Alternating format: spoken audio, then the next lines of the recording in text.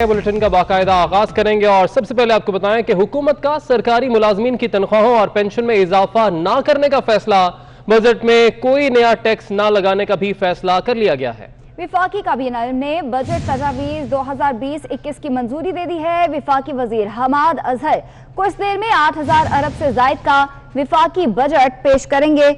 हुकूमत का सरकारी मुलाजमीन की तनख्वाहों और पेंशन में इजाफा ना करने का फैसला किया गया है और बजट में कोई नया टैक्स ना लगाने का भी फैसला कर लिया गया है। और इस हवाले से विफाकी काबीना ने बजट तजावीज 2020 और 21 की मंजूरी दे दी है और विफाकी वजीर हमाद अजहर अब से कुछ देर बाद 8,000 अरब से जायद का विफाकी बजट भी पेश करेंगे। 8,000 अरब से जायद का विफाकी बजट कुछ ही देर बाद कौमी असम्बली में पेश किया जाएगा। जबकि आपको बताते चले कि सरकारी मुलाजिम की तनख्वाहों और पेंशन में इजाफा ना करने का फैसला कर लिया गया है। बजट में कोई नया टैक्स ना लगाने का भी फैसला किया गया है। विफाकी काबीना का यहाँ इजलास हुआ और बजट तजावीज़ 2020-21 की इसमें मंजूरी दी गई है। तो आपको अपडेट कर रहे हैं अहम खबर के हवाले से। सरकारी मुलाजमीन की जानिब से इससे पहले इस पर एहतजाज भी किया गया कि हमारी तनख्वाहें बढ़ाई जाएं, मगर अब यह फैसला कर लिया गया है हुकूमत की जानिब से कि सरकारी मुलाजमीन की तनख्वाहों और पेंशन में इजाफा नहीं किया जाएगा। हम इजलास हुआ आज और इसकी मंजूरी दे दी गई है।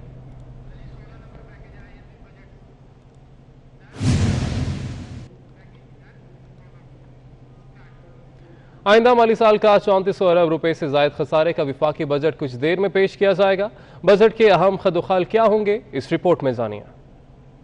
पीटीआई हुकूमत 3400 अरब रुपए से जायद खसारे का बजट आज पेश करेगी। बजट 2020-21 का कुल तखमीना 8,000 अरब रुपए लगाया गया है। वजीर आजम इमरान खान की जेर सदारत वफाकी काबीना के खुसूसी इजलास में बजट की मंजूरी दी जाएगी। काबीना इजलास में सरकारी मुलाजमीन की तनख्वाहों में इजाफे का फैसला किया जाएगा। बजट में FBR की टैक्स वसूलियों का हदफ 4,950 अरब रुपए मुकर्रर करने की तजवीज दी गई है। सूद और कर्जों की अदायगी के लिए 3,300 अरब रुपए, दिफा के लिए 1,300 अरब, पेंशन के लिए 475 अरब रुपए, वफाकी वजारतों और महकमों के लिए 495 अरब रुपए, सब्सिडी पर 260 अरब रुपए, ग्रांट्स की मद में 820 अरब रुपए रखे जाएंगे। जबकि तरक्याती बजट 650 अरब रुपए रखा जाएगा। वफाकी बजट में मुख्तलिफ शोबों के लिए सेल्स टैक्स की छूट खत्म करने, नॉन फाइलर्स के लिए टैक्स की शरह में इजाफे, जबकि तनख्वाहदार तबके के लिए इनकम टैक्स में किसी किस्म की रियायत का इम्कान नहीं है। बजट में गैर रजिस्टर्ड अफराद की इनपुट टैक्स क्रेडिट की सहूलत भी खत्म हो सकती है। नए माली साल के बजट में गैर मुल्की करेंसी के लेन देन पर विद होल्डिंग टैक्स आयद किए जाने का इम्कान है, जबकि ई सिगरेट पर फेडरल एक्साइज ड्यूटी आयद हो सकती है। बजट में विद होल्डिंग टैक्स में मौजूद इम्तियाजी फर्क को खत्म कर जबकि 1,000 से जायद बरामदी खाम माल पर टैक्सेस और ड्यूटीज को कम करने की सिफारिश की गई है। बजट में मशीनरी की दरामद पर टैक्सेस में कमी की तजावीज भी पेश की जाएंगी। वकास अजीम, 24 न्यूज, इस्लामाबाद। रिपोर्ट आपने देखी। अहम मामला है, आज अहम यकीनन बजट पेश किया जा रहा है। इसी पर मजीद बात करने के लिए हमारे साथ मौजूद हैं माहिर इक्तिसादियात मियां जाहिद हुसैन साहब, आबिद हसन साहब और डॉक्टर खालिद हुसैन साहब। आप सबका बहुत शुक्रिया हमें ज्वाइन करने के लिए। सबसे पहले मैं बढ़ूंगा मियां जाहिद हुसैन साहब की जानिब। सर, आज बजट पेश किया जा रहा है, जबकि अहम फैसला आज ये भी किया गया है कि जो सरकारी मुलाजमीन है उनकी तनख्वाहों में इजाफा नहीं किया जाएगा। तो तमाम तर जो इसमें सेट किए गए हैं, सारे जो अमाउंट सेट की गई है मुख्तलिफ शोबों के हवाले से, आप इस बजट को कैसे देखते हैं? जी बहुत शुक्रिया जी। मैं समझता हूँ कि आज जो बजट आने जा रहा है ये पाकिस्तान की तारीख में शायद इतना क्राइसिस पहले कभी नहीं होगा जो अब हम देख रहे हैं, क्योंकि कोरोना वायरस पेंडेमिक की वजह से हमारी इकॉनमी जो है बिल्कुल श्रिंक हो गई है और मेल्ट हो गई है। और इकॉनमी का जो साइज था वो सुकड़ के 370 अरब रुपए से गालबन पौने 300 अरब रुपए डॉलर पे आ चुका है। और हमारा जो GDP है वो गवर्नमेंट का तो फोरकास्ट था कि 3% कुछ होगा, लेकिन अब वो गवर्नमेंट के अपने अंदाजे के मुताबिक 0.38 माइनस में जाएगा, जबकि वर्ल्ड बैंक और IMF के मुताबिक ये कोई 1.5 माइनस में होगा। तो इस बैकड्रॉप में और इस सिनेरियो में जबकि हमारे पास कोई 1,80,00,000 लोगों को बेरोजगार होने का तखमीना है, तो मैं समझता हूँ कि तनख्वाहें बढ़ाने का तो कोई भी चीज जो है वो आउट ऑफ क्वेश्चन है। अच्छा, जहां तक महंगाई का ताल्लुक है तो महंगाई यकीनन पहले से कम हुई है। जो दुनिया पूरी में जो पेट्रोलियम की प्राइसेस हैं और जो एनर्जी की प्राइसेस हैं वो सब नीचे आई हैं और सारी दुनिया में हर चीज की कीमत नीचे आई है। तो उस वजह से अब महंगाई का ग्राफ जो हमारे हैं वो भी खासा नीचे आ चुका है। तो इस बैकड्रॉप में मैं समझता हूँ कि अगर तनख्वाहें बच जाएं या नौकरियां बच जाएं वो बहुत बड़ी गनीमत की बात होगी। और ऐसे में अब बात यह है कि हमें करना क्या है। हमें करना यह है कि हमारे जो बिजनेसेस हैं, हमारे जो छोटा बिजनेस है, बड़ा बिजनेस है, एसएमई है, कॉर्पोरेट बिजनेस है, हर बिजनेस को हमें सपोर्ट करना है ताकि वो स्ट्रांग रहे। अगर वो स्ट्रांग रहेगा तो उनका जो स्ट्रीम है, डाउनवर्ड स्ट्रीम है, वो बरकरार रहेगा और उनका एम्प्लॉय और एम्प्लॉयर का रिश्ता जो है वो बरकरार रहेगा और उसके नतीजे में लोगों को रोजगार मिलता रहेगा और जो उनका रोजगार है वो उसकी श्योरिटी रहेगी। इस वक्त जो है हमें सर्वाइवल की जरूरत है। इस वक्त हम ना ग्रोथ की तरफ जा सकते हैं और ना हम रेवेन्यू टारगेट की तरफ जा सकते हैं। अच्छा, रेवेन्यू का जो टारगेट अभी जो मैं सुन रहा हूँ तो 4,975 बिलियन रखा है, जबकि पिछले साल जो था वो 5,500 अरब रुपए था, जो कि अचीवमेंट जो है वो सिर्फ 4,000 अरब के लगभग होगी। इस सूरत हाल में जो आगे आने जा रही है, मैं नहीं समझता कि 4,975 अरब रुपए का टारगेट आपका अचीव होगा और उसमें ज़ाहिर है कि आपके रेवेन्यू भी कम होंगे, आपकी एक्सपोर्ट भी कम होगी। एक्सपोर्ट में आप इंसेंटिव जरूर देंगे और ये गवर्नमेंट देने भी जा रही है और हमने सुना है कि दे रहे हैं, लेकिन जो असल करने के काम है वो जीरो रेटेड सेक्टर जो था, जो तकरीबन 12-13 अरब डॉलर की हमारी जो एक्सपोर्ट्स होती हैं, उस जीरो रेटेड सेक्टर को हमने बुरी तरह से इस वक्त क्रिपल कर दिया है, क्योंकि उनकी जीरो रेटिंग पिछले साल हमने खत्म की थी और उनके रिफंड जो है, जो हमने उनसे वादे किए थे कि हम 48 घंटे में देंगे, वो रिफंड हम उन्हें दे नहीं पा रहे। उसके नतीजे में वो सेक्टर उस हवाले से जो है गवर्नमेंट को काम करने की जरूरत है। ठीक है, आबिद हसन साहब भी हमारे साथ मौजूद है। आबिद साहब, कोरोना यकीनन पूरी पाकिस्तान पर नहीं, पाकिस्तान की मईशत पर नहीं, बल्कि पूरी दुनिया की मईशत पर ये असरअंदाज हुआ है, बुरी तरह से असरअंदाज हुआ है। तो इसके पेश नज़र आज बजट जो है पेश किया जा रहा है 2020-21 के हवाले से। आप कैसे देखते हैं इस बजट को और क्या तजावीज़ कुछ आपकी जानिब से सामने? देखिए, जिस तरह जाहिद साहब ने कहा, इस वक्त सबसे जो क्रिटिकल चीज़ है मुल्क की सर्वाइवल के लिए कि ये बीमारी जो है किसी तरह काबू पाए और आगे ना बढ़े। तो उस लिहाज से देखना ये होगा कि फेडरल और प्रोविंशियल गवर्नमेंट्स के जो हेल्थ बजट्स हैं वो एडिक्वेट हैं कि नहीं, क्योंकि ये क्राइसिस अगले 6-8 महीने रहेगा। जी, और so that's most important के फेडरल और प्रोविंशियल क्योंकि ज्यादा हेल्थ के एक्सपेंडिचर प्रोविंसेस होते हैं। एक तो ये है, वो अभी टू सून टू से कि उन्होंने एडिक्वेट बजटिंग की है कि नहीं हेल्थ की। अगर क्राइसिस, कोरोना क्राइसिस कम हो तो इकोनॉमिक क्राइसिस कम हो जाएगा। दूसरा ये है कि इन्होंने जो डिफिसिट के टारगेट हैं रेवेन्यू के, वो क्लियरली IMF ने डिक्टेट। बात यह है कि मैं ये नहीं कहता कि IMF गलत कह रहा है। इस वक्त हमारा पब्लिक डेट टू GDP को 100% पे पहुंच गया है, हमारा डेफिसिट 10% ऑफ GDP है, इसको हमें कम करना है। अब IMF कहते हैं कि जी टैक्सेस बढ़ाएं। मेरे ख्याल में इस वक्त तो बिल्कुल ये जो पिछले साल भी अगर 3,900 है, इस साल भी उनकी 3,900 रखें या 4,000 रखें, 4,900 तो अब तो होगा नहीं, और अगर होगा भी तो जो बाकी बिजनेसेस पहले ट्रिपल है वो और भी ट्रिपल हो जाएंगे। इस वक्त जो मेन चीज है एक्सपेंडिचर को कम करें। देखें, पूरी गवर्नमेंट में आप मतलब जो ये बिजनेसमैन है, जाहिद साहब हुए या कोई भी, कितने फजूल खर्चियां हैं प्रोविंशियल गवर्नमेंट, फेडरल गवर्नमेंट में। आसानी से आप जो है 10 से 20% कट करें, मतलब एजेंसीज हैं, मैं तो कहता हूँ सब नथिंग टू शो, आप उनको बंद करें और लोगों को कहें आप घर बैठे, हम आपको तनख्वाहें देंगे, उनकी गाड़ियों के खर्चे, फजूल खर्चियां जो है उनको यकीनन बंद होना चाहिए। डॉक्टर खालिद हुसैन साहब हमारे साथ मौजूद हैं। डॉक्टर साहब, आप बताइएगा कि यकीनन पाकिस्तान की मईशत जो है, हम देख रहे थे पहले ही उसका बुरा हाल था, और कोरोना के बाद जब सूरत हाल पैदा हुई है उसके पेश नज़र जो तजावीज़ अब मंजूर की गई हैं वफाकी काबीना की जानिब से बजट के हवाले से, उनको आप कैसा देखते हैं? देखिए, सबसे बड़ा चैलेंज तो कोरोना है, लेकिन हैरान कुन बात यह है कि 5 बिलियन हेल्थ के बजट को बढ़ाने की तजवीज़ है, जो कि ऊंट की मुमज़िया के बराबर है। ठीक है, अच्छा, अब रेवेन्यू कहाँ से अर्न होगा? जब बिजनेसेस अनफोल्ड नहीं होंगे, बिजनेसेस नहीं होंगे, तो रेवेन्यू आप कहाँ से लेंगे? उसको अगर आप टारगेट कर भी लेते हैं तो कोई बड़ी बात नहीं है।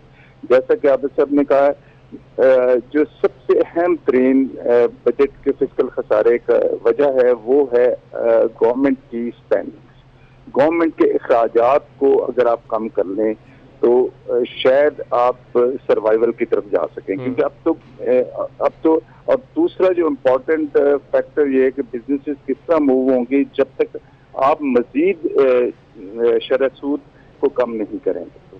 और शरह सूद अगर आप 4% पे करें तो शायद हम सर्वाइवल की तरफ जा सकें, और ये इकदाम इनको लेने पड़ेंगे, अदरवाइज हमारा डिजास्टर बहुत खौफनाक होगा।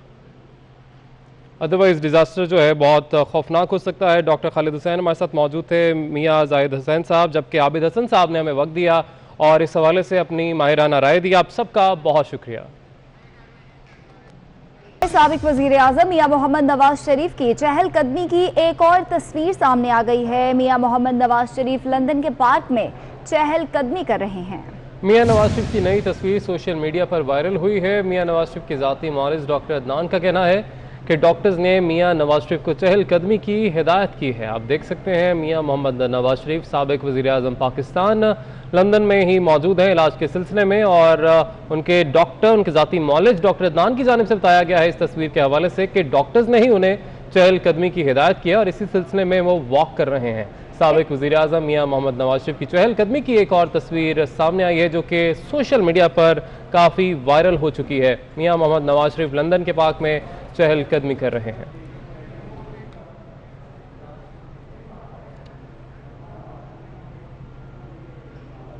गिलगित एयरपोर्ट पर पीआईए के तैयारे के लैंडिंग गियर का बोल्ट निकल गया। पीके 605 इस्लामाबाद से गिलगित पहुंची थी।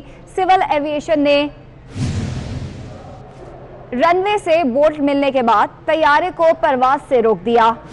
ये मनाजिर भी आप देख सकते हैं। गिलगित एयरपोर्ट पर पीआईए के तैयारे के लैंडिंग गियर का बोल्ट निकल गया है। पीके 605 इस्लामाबाद से गिलगित पहुंची थी। सिविल एविएशन ने रनवे से बोल्ट मिलने के बाद तैयारे को परवाज से रोक दिया। आपको अपडेट कर रहे हैं, गिलगित एयरपोर्ट पर पीआईए के तैयारे के लैंडिंग गियर का बोल्ट निकल गया।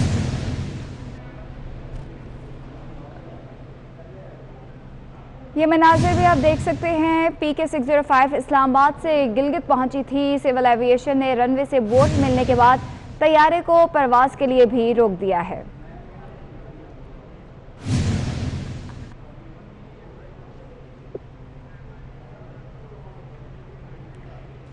पीआईए में कोरोना एसओपीज पर अमल दरामद सिर्फ बयानात की हद तक रह गया। कराची से कोयटा जाने वाली परवाज में समाजी फासले को नजरअंदाज कर दिया गया। खातून मुसाफिर ने साथ वाली निशिस्त को खाली रखने पर इसरार किया तो पीआईए अमले से तकरार हो गई। ये मनाजिर भी आप देख सकते हैं इस वीडियो में। पीआईए में कोरोना एसओपीज पर अमल दरामद सिर्फ बयानात की हद तक रह गया है।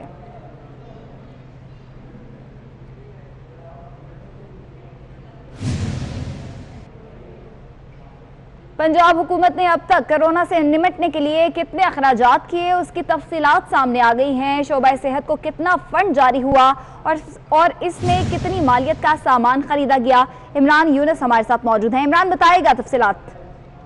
जी बिल्कुल, कोरोना वबा पर हुकूमत पंजाब की सेहत के शोबे में अब तक की तमाम अखराजात और इस्तेमाल की जो तफसीलात है वो 24 न्यूज़ ने हासिल कर ली है। तफसीलात में स्पेशलाइज्ड हेल्थ और प्राइमरी एंड सेकेंडरी हेल्थ की तफसीलात जो है वो बयान की गई। स्पेशलाइज्ड हेल्थ को मजबूरी तौर पर 5.173 बिलियन का बजट जारी किया गया, जिसमें से 1.323 बिलियन अस्पतालों के एमएस साहबान को प्रोक्योरमेंट के लिए दिए गए, जिसमें से 873 मिलियन का सामान जो है वो एमएस साहबान ने खरीदा, जबकि 270 मिलियन जाती फासी सामान की खरीद पर खर्च किए गए हैं। 607 मिलियन की रकम मुख्तलिफ मशीनरी की मद में खर्च की गई। स्पेशलाइज्ड हेल्थ को जारी करता 5 अरब में से सिर्फ 1.5 अरब रुपए जो है वही खर्च हो चुके हैं, जबकि प्राइमरी एंड सेकेंडरी हेल्थ को कोरोना की रोकथाम के लिए कुल 6,738.650 मिलियन रुपए का बजट जो है वो जारी हुआ था, जिसमें से कुल बजट में से 4,587.74 मिलियन रुपए जो है वो मास्क, डिसइंफेक्ट, टेस्टिंग किट्स और पीपीई के लिए मुख्तस किए गए हैं। 1692 मिलियन की सप्लाई जो है वो मौसूल हो चुकी है महकमा प्राइमरी एंड सेकेंडरी हेल्थ को, जबकि 1197 मिलियन की खरीदारी अब तक पाइपलाइन में है, जबकि 629.150 मिलियन की मद से लैब्स को अपग्रेड किया जा रहा है। 150 मिलियन रुपए कोरोना वायरस से बचाव और एहतियात के लिए आगाही मुहिमात के लिए प्राइमरी एंड सेकेंडरी हेल्थ की जानिब से मुख्तस किए गए हैं। 902 मिलियन रुपए सूबे की डिमांड के मुताबिक थर्मल गन्स, फोगर मशीनों, स्प्रे पंप और दीगर जरूरी आलात की खरीदारी के लिए मुख्तस किए गए हैं, जबकि 36 मिलियन रुपए 6 माह। ठीक है इमरान, शुक्रिया आपका। सजादा नशीन चोरा शरीफ पीर सैयद मोहम्मद कबीर अली शाह गिलानी की नमाज जनाजा अदा कर दी गई है। नमाज जनाजा में मशाइख इज़ाम जबकि उलमा, सियासी और समाजी शख्सियात ने शिरकत की। नमाज जनाजा में हज़ारों मुरीदैन अकीदतमंदों ने भी शिरकत की। मनाज़िर भी आप देख सकते हैं। वफाकी बजट 2020-21 के हवाले से कराची के छोटे ताजरों ने वफाकी हुकूमत से बजट में टैक्सेस में कमी का मुतालबा कर दिया है। हमारे नुमाइंदे हबीब खान इस वक्त हमारे ऑल सिटी ताजर इत्तेहाद के सदर शर्जील गोपलानी के हमरा मौजूद हैं, उनसे बात करते हैं। हबीब बताएगा। जी बिल्कुल, वफाकी हुकूमत की जानिब से आज जो है वो माली साल 2020 और 21 के लिए बजट पेश किया जाएगा। इस हवाले से अवाम हो या ताजिर हो, सभी जो है वो यही राय रख रहे हैं कि आज हुकूमत से उम्मीद है कि अवाम दोस्त बजट और एक रिलीफ ज़्यादा बजट जो है वो फराम किया जाएगा। इस हवाले से बात करने के लिए इस वक्त हमारे साथ ऑल सिटी ताजिर इत्तेहाद के सदर शर्जील गोपलानी मौजूद हैं। क्या एक्सपेक्टेशन है आज के बजट के हवाले से, और कराची का जो ताजिर है वो क्या उम्मीद कर रहा है आज के बजट से? देखिए, कराची का ताजिर सबसे ज़्यादा टैक्स देता है। अगर कराची के ताजिर की ही जो उम्मीद है अगर पूरी की गई तो समझे आपका बजट कामयाब हो गया। बजट में आज हमें ये उम्मीद है कि additional custom duty, additional sale tax, इसमें कमी है, ये बल्कि 0% हो जाएगा। और हमें उम्मीद, सबसे ज़्यादा उम्मीद ये है कि सेल टैक्स जो लिया जा रहा है वो सिंगल डिजिट पे लाया जाएगा। और विद होल्डिंग टैक्स में भी 5.5-6% जो चल रहा है उसको भी हमें उम्मीद है कि 3% पे लाया जाएगा। अगर नहीं लाया गया तो फिर मैशत पर बहुत ज़्यादा दबाव रहेगा। अच्छा, बिल्कुल, जिस तरह आपने सुना कि शर्जील गोपलानी का कहना यह है कि अगर आज टैक्सेस में इस बजट में कमी की जाती है और कारोबारी तबके को जो है वो रिलीफ फराम किया जाता है तो आइंदा मईशत के लिए जो है वो बेहतर साबित होगा और मईशत पे जो दबाव बढ़ रहा है शुक्रिया आपका। बजट के हवाले से सीनियर नुमा सिराज कासिम तेली का क्या कहना है, आइए आपको दिखाते हैं। आप रेवेन्यू को भूल जाएं और रिलीफ दें, इतना रिलीफ दें कि ये इंडस्ट्री, बिजनेसेस, इंपोर्टर, एक्सपोर्टर, छोटा बड़ा हर कोई सरवाइव करे। इसलिए सरवाइव करेगा तो आपको फ्यूचर में रेवेन्यू मिलेगा। और हमने ये रिक्वेस्ट की है कि कुछ चीज़ें 1 साल के लिए स्पेशल केस पे इस कोरोना वायरस की वजह से आप रिड्यूस करें, जिसमें पहली हमारी ख्वाहिश ये है कि आप सेल टैक्स, FAD वगैरह जो टैक्सेस है, FBR वो आधे करें। सदर कराची चैम्बर ऑफ कॉमर्स आगा शहाब का बजट के हवाले से क्या मुतालबा है, आइए जानते हैं। हुकूमत को चाहिए कि वो रिलीफ, रिफॉर्म और रिकवरी पैटर्न के ऊपर उस दस्तावेज़ को तैयार करे ताकि एक रिलीफ पैकेज की शक्ल में बजट ताजरों के लिए और इंडस्ट्रियल कम्युनिटी के लिए पेश किया जा सके, जिससे जो उनकी तिजारती सरगर्मियाँ और जो उनके साथ कोरोना की वजह से माशी नुकसान उठाना पड़ा है उसमें पहले साल उनको रिलीफ दिया जाए, दूसरे साल मईशत को रिफॉर्म्स एजेंडे के ऊपर डाला जाए, तीसरे साल जो है उसको रिकवरी पे मईशत को लाया जाए। क्योंकि ये एक साल में ये नहीं हो सकेगा, इसके असरात कोरोना के जो हैं हम ये समझ रहे हैं कि वो। पाकिस्तान स्टॉक एक्सचेंज के साबिक चेयरमैन जफर मोतीवाला का कहना है कि बजट में कैपिटल मार्केट के लिए मराद देना चाहिए। उनका मजीद क्या कहना था, आइए जानते हैं। उसमें भी कॉर्पोरेट सेक्टर को भी टैक्स में के मद में कमी दी जाए ताकि कैपिटल मार्केट बूस्ट होगी तो गवर्नमेंट के खुद के जो शेयर हैं जो गवर्नमेंट के पास हैं वो भी बूस्ट मिलेगा और उनको प्राइवेटाइज करने में, उनको अपने स्ट्रेंथ दिखाने में, इंटरनेशनली स्ट्रेंथ दिखाने में कि हमारे पास ये स्टॉक्स पड़े हैं, वो कारगर साबित हो गए। टेक्सटाइल इंडस्ट्री से वाबस्ता सनतकारों ने भी हुकूमत से बजट में टैक्सेस की कमी का मुतालबा कर दिया। सदर Pakistan hosiery manufacturers association Javed Bulwani का कहना है कि जीरो रेटेड इंडस्ट्री बहाल की जाए। जो हमारे कंपिटिटिव कंट्रीज हैं हमको उनके बराबर रेट दो, आप उनके बराबर हमारा ट्रांसपोर्ट कर दो, उनके बराबर आप हमारे पोर्ट चार्जेस कर दो, उनके बराबर हमारे लॉजिस्टिक चार्जेस कर दो, उनके बराबर हमारे यूटिलिटी चार्जेस कर दो, उनके बराबर हमारे लेबर चार्जेस कर दो डॉलर टर्म में। और वो जो सब्सिडी देते हैं वो सब्सिडी दो और हमारा मुकाबला करवा लो। कई दफा हम तो ये भी कहते हैं कि आप सब्सिडी नहीं दे सकते, हमें मालूम है आपके खजाने में कुछ नहीं है, मगर आप खुदा का वास्ता है हमारा पैसा ना लें। और अगर गवर्नमेंट ने ये 17% जीरो ना किया तो अब से कुछ देर बाद 2020-2021 का बजट पेश किया जाएगा, जबकि मुल्तान के अवाम की बजट से क्या उम्मीदें हैं और कैसा बजट चाहिए उनको अलिशबा आसिफ बताएंगे। जी अलिशबा। बिल्कुल, आज शाम में 2020-21 का बजट पेश किया जाएगा। इस हवाले से ताजिर कम्युनिटी क्या सोचती है और क्या तवक्कुआत हैं उनकी, उनसे बात कर लेते हैं, उनसे जान लेते हैं। जी बताइएगा क्या तवक्कुआत हैं, आज आपको शाम को बजट पेश किया जाएगा? हमारी तवक्का ये है कि पहले भी बजट जो उन्होंने भेजा था वो हमारे लिए सही नहीं था। हम यही चाहते हैं कि ये वाला बजट हमारे लिए हो, हमारे लिए नरमी दे, क्योंकि आगे लॉकडाउन की वजह से हमारे लिए मुआशी बहुत ही तंगी हुई है, जिस वजह से ना हमें बहुत मुश्किलात पेश आई हैं। अब यही चाहते हैं कि इमरान खान साहब से कि हमारे हक में ना बजट दें, और हमें हुकूमत से बहुत शिकायत है। जी बिल्कुल, इनका यही कहना है कि हुकूमत से पहले ही बहुत शिकायत है। आज शाम को जो बजट पेश होने जा रहा है, तवक्को यही करते हैं कि इनके हक में बेहतर हो, क्योंकि लॉकडाउन की वजह से ताजिर कम्युनिटी जो है सबसे ज़्यादा परेशान रही है। जो 1-2 माह दुकानें बंद रही थी उससे इनका काफ़ी नुकसान हुआ है, तो ये चाह रहे हैं कि अब जो बजट शाम को पेश किया जाए वो इनके हक में। इस्लामाबाद पुलिस ने अमरीकी शहरी सिंथिया रिची के खिलाफ मुकदमा दर्ज करने से माजरत कर ली।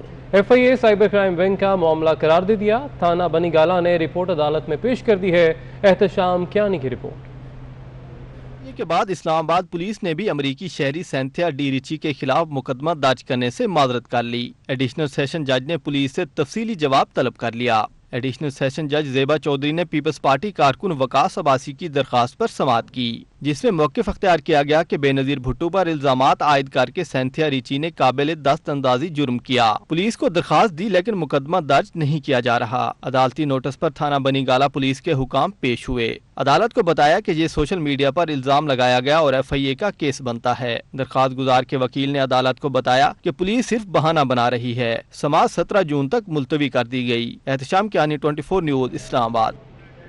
पाकिस्तान में कोरोना से मुतासर अफराद की तादाद में रोजाना की बुनियाद पर नया रिकॉर्ड कायम होने लगा है। सिर्फ एक दिन में तकरीबन मजीद 6397 अफराद में वायरस की तस्दीक हो गई, जिसके बाद मुतासर अफराद की तादाद 1,25,933 हो गई है। मजीद 107 हलाकतों से जाम बहक अफराद की तादाद 2463 तक पहुँच चुकी है।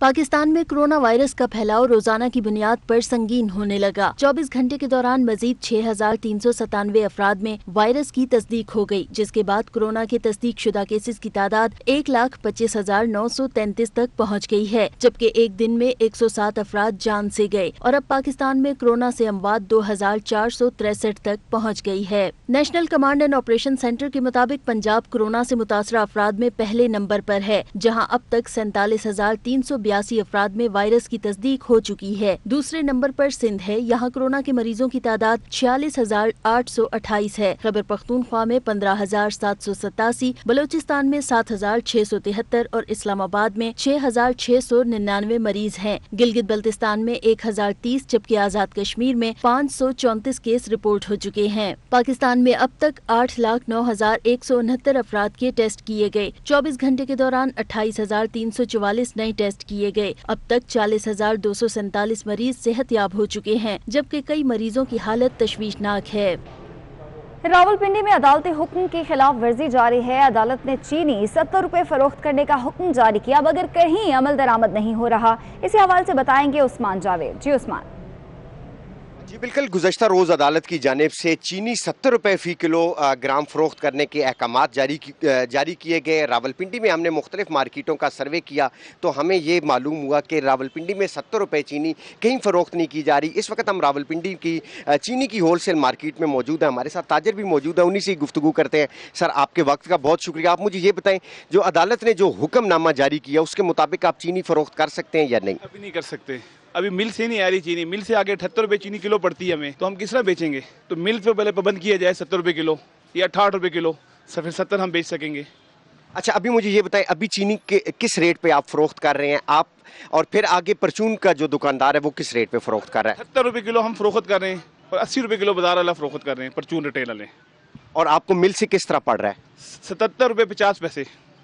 जी बिल्कुल, ये ताजरों का होलसेल मार्केट के ताजरों का इस हवाले से कहना है कि 77 रुपये 50 पैसे इनको मिल से कैरिज समेत चीनी। ठीक है, बहुत शुक्रिया, आपने अपडेट किया। आगे बढ़ेंगे, आपको बताएं कि गुजरांवाला के नवाही इलाके वनियावाला में 9 बेअता जोड़े की घर से लाशें मिली हैं। यावर और आयशा ने 6 माह कबल पसंद की शादी की थी। दोनों घर वालों के रवैये से तंग थे। आपको अपडेट कर रहे हैं गुजरांवाला से। नवाही इलाके वनियावाला में 9 बेअता जोड़े की घर से लाशें मिली हैं।